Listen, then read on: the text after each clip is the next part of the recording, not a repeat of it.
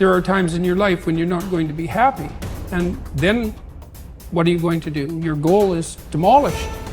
And there are going to be plenty of times in your life when you're not happy. There might be years. And so it's a shallow boat in a very rough ocean. Without a plan, you're gonna stay right where you are. It's time for you to make a move. Write the rules. Be your own director. Take the power. So what's your plan? How are you willing to change? What is it that you're going to do to make a difference? Make today different than it was yesterday? What actions are you willing to take? The least we can do is consider what we've done and individually, collectively do the best we can to try and turn this thing around. I blame no one. I look in the mirror. On the other side of it, what an opportunity we have, because tomorrow's the first day of the rest of our lives. So what an opportunity we have. For far too long, you've allowed the volume of your past misfortunes, your past setbacks, and your past failures to play way too loudly in your speaker of life. I need you to turn down your past failures and make room to turn up your future success. You have got to change the way you think. It is the whole determining factor of where you go in life. We are all where we are today because we thought ourselves to this position. If you don't like the position, think yourself out of it. You know what passion is? Passion is an emotion. It's an emotion without an action. Passion will get you nowhere. Inner drive will get you nowhere unless you act on it. You have to act on your passion. You have to act on your inner drive. Don't let those feelings stay inside of you. You got to know what to do with them. You got to know how to make them work in order to get what you want. Don't keep it inside. And so embrace the fact that you're going to have to sacrifice and suffer to some extent. Once you've embraced that it's going to happen, it's almost not that bad. Push yourself, get it done, make it happen. Stop looking for external motivation and start building that fire inside of you.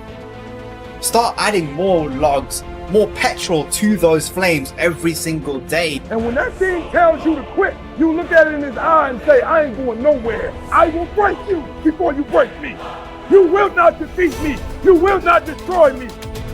You owe it to yourself to feel the pride of knowing you made your life. You didn't get lucky. You worked for it. You sacrificed. When it was hard, you pushed harder.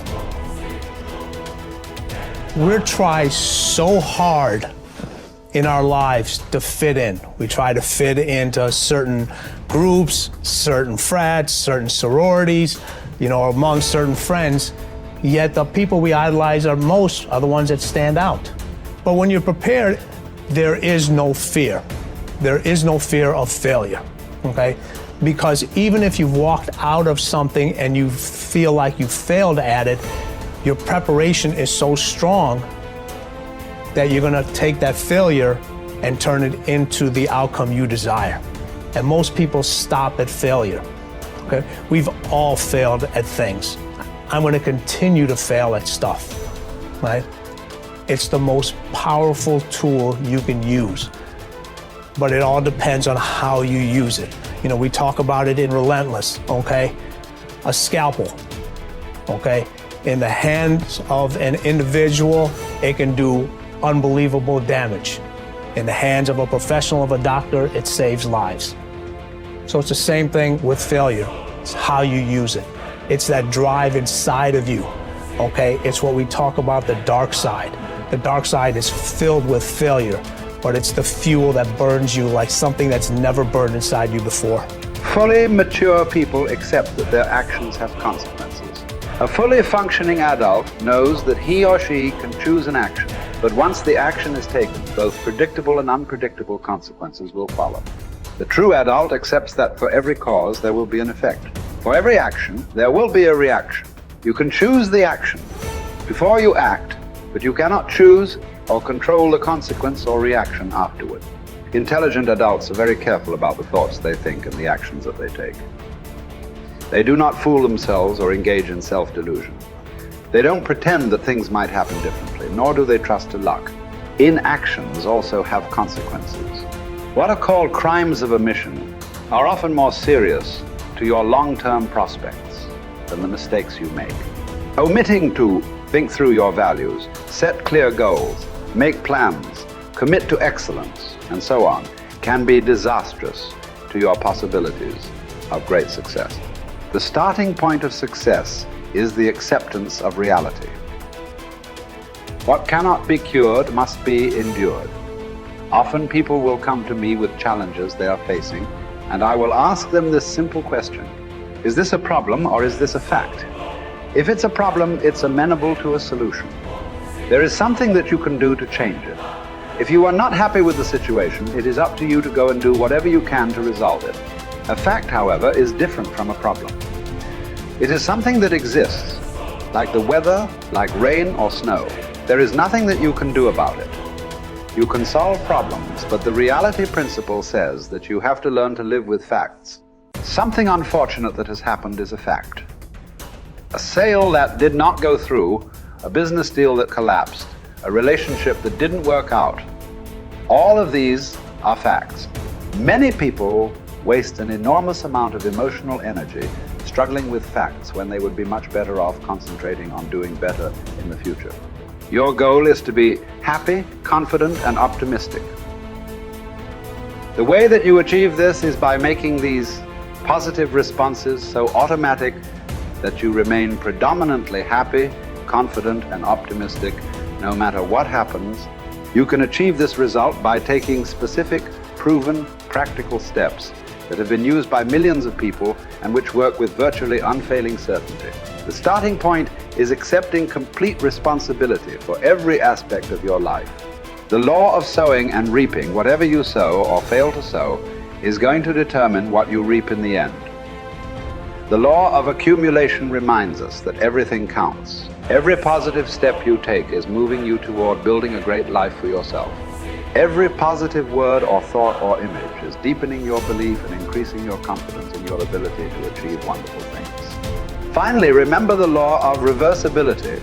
If you act in a manner consistent with high performance and high self-confidence, those very actions will generate the feelings consistent with them. Every positive, constructive action that you take in the direction of your dreams and goals will reinforce your belief in yourself and in your ability to accomplish your ideals. The challenge for building good habits and breaking bad ones is often finding a way to pull the long-term consequences of your bad habits into the immediate moment. So you feel a little bit of pain right now and want to avoid it. And the long-term rewards of your good habits into the immediate moment so that you have a reason to repeat it again in the future. Each behavior casts a vote for the type of person that you want to become.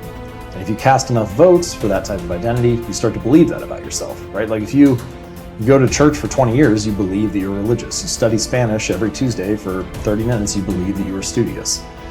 So in that way, your habits provide evidence of your desired identity. And I think that that is probably the ultimate reason that habits are so important. It's true, like habits can help you earn more money or be more productive or lose weight. And all that stuff is great.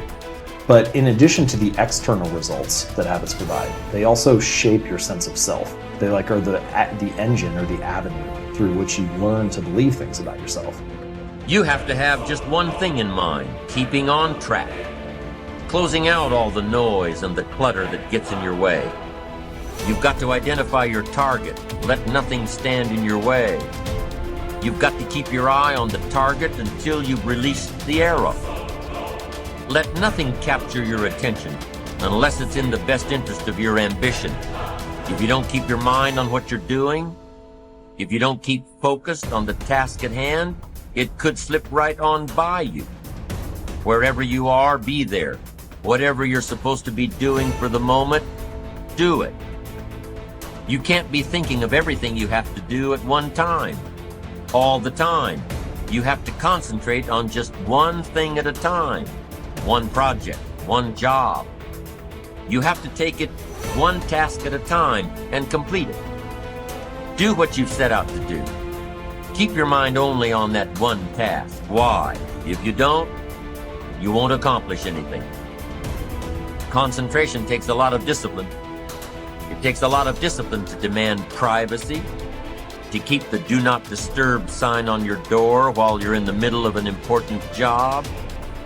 It takes a lot of discipline not to answer the phone every time it rings at home. That's why they make voicemail and answering machines, so you don't have to answer the phone every time it rings.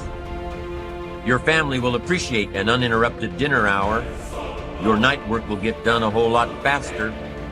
Concentrate on the work at hand and demand of yourself the discipline to stay focused.